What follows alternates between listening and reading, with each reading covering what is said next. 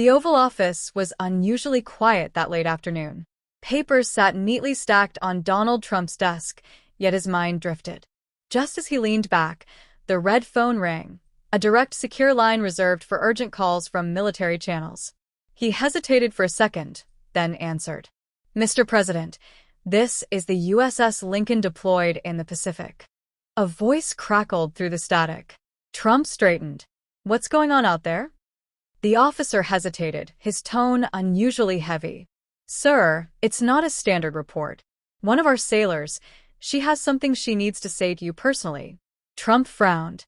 Calls like this never happened. Sailors didn't just call up the commander-in-chief. Yet something in the man's voice made him listen. After a pause, a softer voice came on the line. "Mr. President, this is Petty Officer Hannah Reid. I know this isn't protocol, but I needed you to hear something. Not as commander-in-chief, but as a man who once promised to support every single one of us." Trump gripped the receiver tighter. He could feel the weight in her voice, the kind that comes only from sacrifice. Something was about to unfold. Something far beyond politics or protocol. "Go ahead, sailor," Trump said, softer than usual. The young woman drew in a shaky breath. "Sir, my father served in the Navy, too. His name was Captain David Reid. He spent 30 years at sea and never once asked for recognition.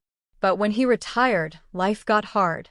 He was proud, wouldn't ask for help, and slowly he slipped away from us. 2 months ago, he passed." Trump felt a sting of silence. "I'm sorry to hear that," he said honestly. Hannah continued, her voice thick with emotion. "He always believed the Navy was his second family, but near the end, he said something that never left me. We fight for the country, but sometimes we forget to fight for each other." Trump leaned forward. That line struck deeper than he expected. "Sir, I don't want anything for myself," Hannah said firmly. "But my father's words haunt me. I just needed you to hear them. Maybe they can remind us of something we're forgetting." Trump stared at the phone. It wasn't a policy debate, not a strategy call. It was a plea, a reminder from the heart of a sailor thousands of miles away, and it left him speechless. Trump sat silently, the weight of Hannah's words echoing. For a moment, he wasn't in the Oval Office, but back in Queens, remembering his father, Fred Trump. His father was stern, hard-working, and often reminded him, "Never forget the people who build the ground you stand on." He cleared his throat. "Hannah, your father sounds like a man of honor. What you just said, it matters." On the other end, Hannah's voice softened. "He never wanted medals, sir, just dignity." Trump felt something unusual, an ache of guilt. How many veterans had slipped through the cracks like Captain Reid? How many stories never reached him? "Why tell me this?" Trump asked. "Because," Hannah said, "sometimes leaders only hear the polished reports. My father's truth isn't in the numbers. It's in the silence of a man who gave everything and left this world unseen." Trump exhaled slowly. The Oval Office suddenly felt heavy, as though filled with invisible voices of those forgotten. Unbeknownst to Trump, a few of his closest staffers had entered the room quietly. His chief of staff, a communications advisor, and a military liaison. They stood frozen, listening. None dared interrupt. Hannah continued, her voice trembling, but determined. "Sir, the crew knows I'm speaking to you. Some think I'm reckless, but others they needed this message carried beyond these walls. We're proud to serve, but pride doesn't erase struggle." Trump's staff exchanged glances, unsure whether to stop the call, but he raised his hand, signaling silence. "Petty Officer Reid," Trump said slowly, "you've given me something no briefing ever has. Truth without filters." There was a pause, and Trump thought he heard muffled clapping in the background. Sailors gathered around Hannah, silently rooting for her courage. For the first time in a long while, Trump felt like he wasn't speaking to the Navy as an institution, but to its very soul. A new voice chimed in. Deep, steady. "Mr. President, this is Chief Petty Officer Marcus Lewis. With respect, sir, Hannah isn't alone. Many of us feel the same. We fight storms and battles, but it's the storms back home that break us." Trump's grip tightened. "Tell me more," he urged. Lewis hesitated. Sir, when we return, some of us struggle to find work. Others lose families, some end up homeless. We put the uniform on proudly, but when it's off, the world forgets us. Trump leaned back, shaken. These weren't statistics. These were voices. We don't need pity, Hannah added. Just someone to see us to believe our sacrifices still matter, even when the flags aren't flying. Silence hung in the room. Trump realized the crew hadn't just called with complaints. They were offering him something. A raw, unvarnished chance to listen. After the line went quiet, Trump rubbed his temple. He had faced world leaders, hostile reporters, and political storms. Yet this single call left him rattled. Not because it was critical, but because it was real. He glanced at his staff. Some looked uncomfortable, others deeply moved. None dared speak. In his heart, he replayed the sailor's words. We fight for the country, but sometimes we forget to fight for each other. He thought of the rallies, the speeches, the promises, but promises were empty, without faces, without names. Hannah's courage had stripped away the distance between policy and people. Trump finally whispered to himself, "This isn't about politics. It's about dignity." Petty Officer Reed, Chief Lewis, Trump said firmly, "I want you to know this call. It matters more than you realize." "You're right. Reports don't show me this, and maybe I've been seeing numbers instead of people." There was a hush on the line. Then Hannah said quietly, "Sir, thank you for listening." Trump continued, "No, thank you for speaking. It takes guts. Most wouldn't risk it." A sailor in the background shouted, "We risk everything, sir. That's what we do." Trump chuckled lightly, then grew serious again. "I can't fix the past, but I can start with today. And I promise you, your father's words won't be wasted." When the call ended, Trump set the phone down carefully, almost reverently. His chief of staff finally broke the silence. "Mr. President, that wasn't protocol." Trump cut him off. "Protocol doesn't bury fathers. Protocol doesn't keep sailors awake at night. What I just heard, that was more valuable than any briefing you've given me." The staffer went pale. Trump's voice wasn't angry. It was resolute. From this moment, Trump declared, "I want every story like Hannah's to reach me. Not polished, not censored, real." The staff exchanged looks. Something had shifted. Later that night, Trump couldn't sleep. He paced the White House halls, thinking about Captain Reed, Hannah, and Chief Lewis. He thought of other fathers and daughters of the silent sacrifices unspoken. Finally, he sat down and wrote a note, short, direct. Begin initiative to connect directly with service members' families. No filters, no delays. It wasn't policy yet. It was personal, a seed planted. For the first time in weeks, Trump felt like he had heard the heartbeat of the nation, not from advisors, but from sailors at sea. Back aboard the USS Lincoln, Hannah didn't expect a response. She figured the call would fade into political noise, but weeks later, the ship received a surprise broadcast. The president's address, where he spoke directly of a sailor's father, whose words will guide us. The crew froze. Hannah's eyes widened. He remembered her fellow sailors patted her shoulders, some with tears, others with pride. For once they felt not forgotten, but heard. News spread quickly.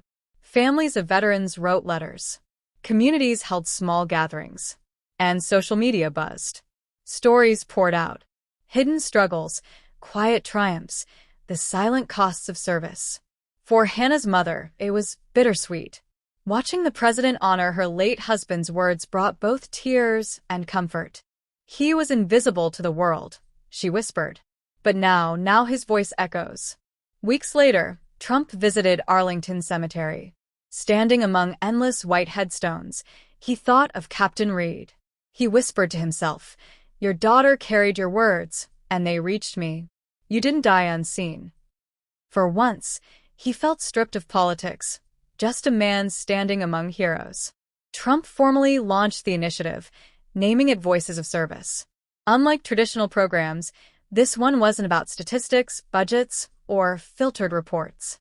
Instead, it was about creating a direct line between service members, veterans, and their leaders. Any sailor, soldier, or veteran could share their story, unedited, unpolished, and straight to the top. The announcement surprised the media, but for service families, it felt like a long overdue invitation, Trump explained during a press briefing. Our men and women in uniform serve us with courage.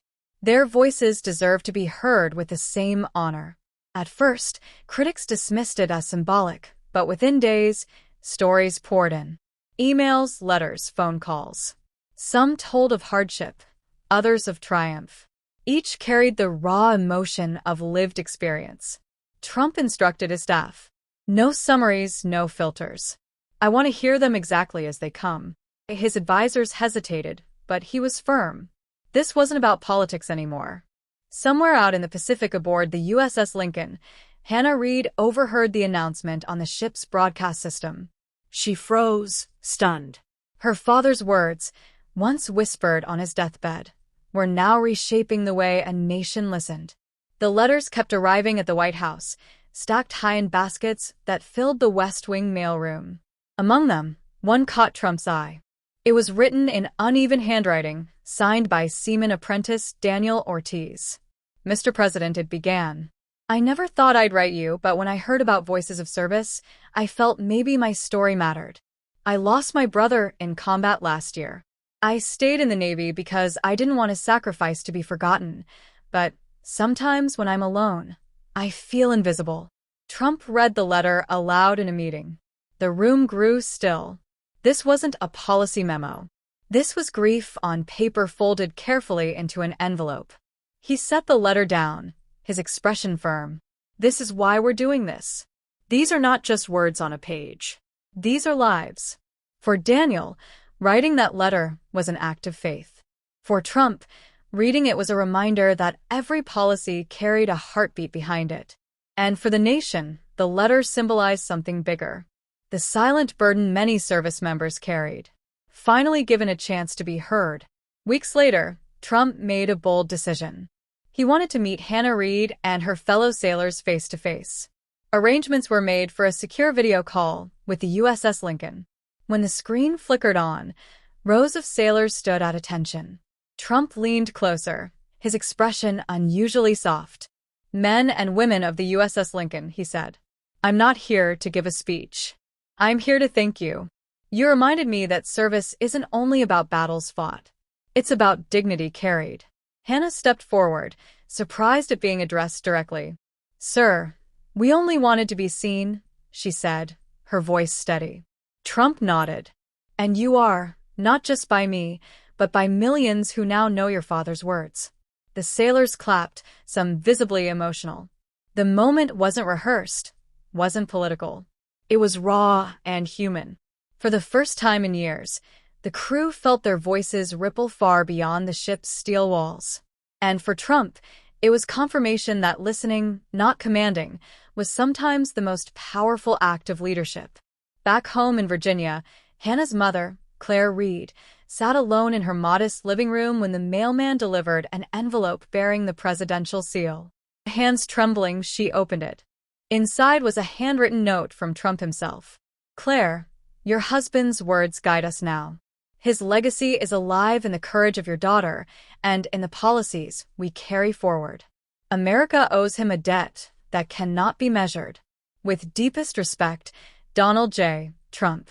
Claire pressed the letter to her chest, tears streaming down her face. For years she had worried that her husband's service and his struggles after retirement would fade into silence. But here in her hands was proof that his voice had not only been heard, but honored. She walked to the mantel where David Reed's old Navy portrait sat. "David," she whispered, "your words didn't die with you. They're echoing now stronger than ever." For Hannah, the Navy was her path. For Claire, her husband's wisdom was her anchor. And now, through one unexpected phone call, both had intertwined to leave a lasting mark on the nation. Voices of Service gained momentum faster than anyone predicted. Veterans' families began sending in handwritten stories, sometimes tucked with photos of loved ones. Children of fallen soldiers drew pictures, their crayons capturing what words could not. In one meeting, Trump's staff tried to summarize submissions into a neat report.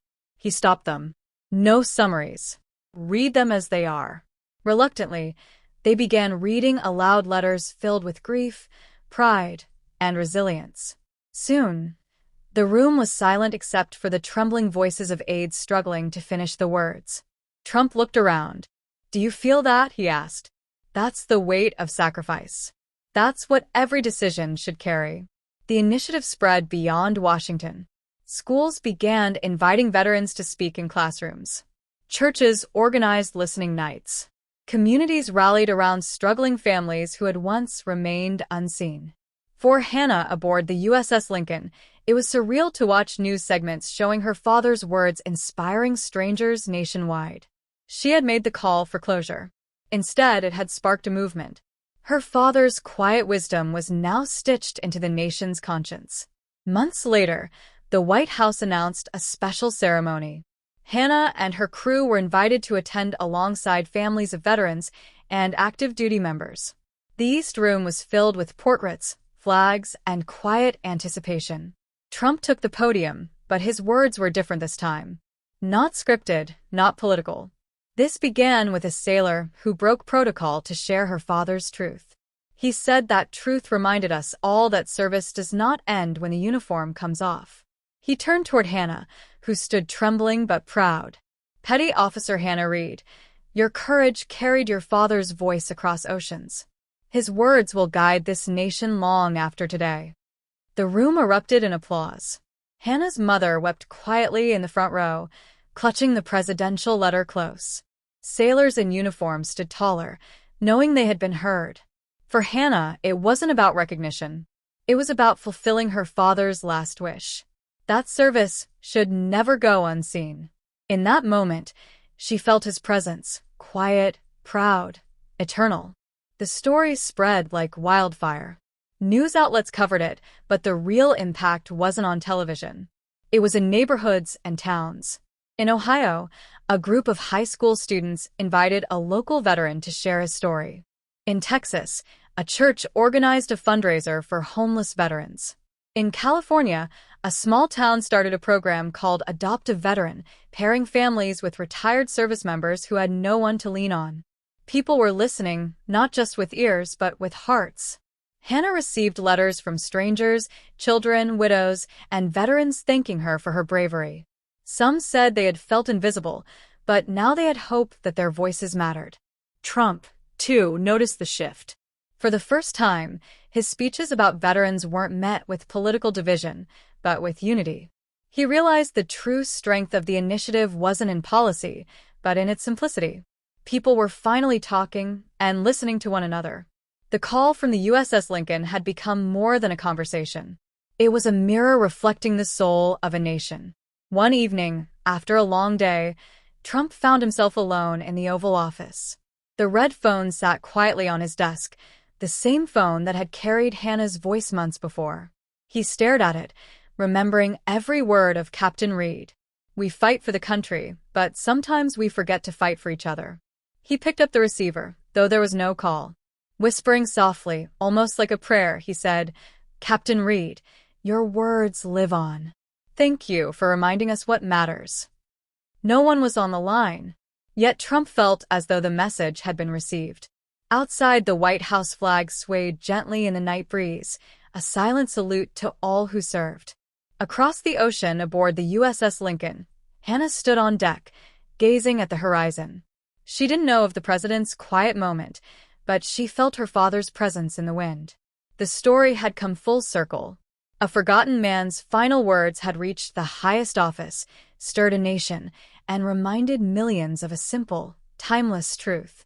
When leaders listen, nations heal.